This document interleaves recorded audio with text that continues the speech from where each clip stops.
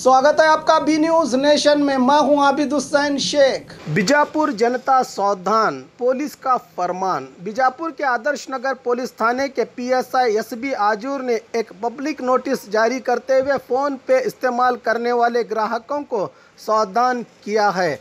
एक नंबर 6289474895 से ग्राहकों को कॉल करके ग्राहकों को कोविड-19 केंद्र की ओर से 5,000 रुपये दिए जा रहे हैं। इस अमाउंट को पाने के लिए आपको 2Pay नाम का लिंक भेजा जाएगा। जैसे ही इस लिंक को ओपन किया जाएगा तो आपके अकाउंट में मौजूद सारे पैसे उनके अकाउंट में ट्रांसफ़र हो जाएंगे। इस नंबर से कॉल आने पर कॉल रिसीव न करने की बात कही पीएसआई आजूर ने। और खबरों के लिए देखते रहिए बी न्यूज़ नेशन।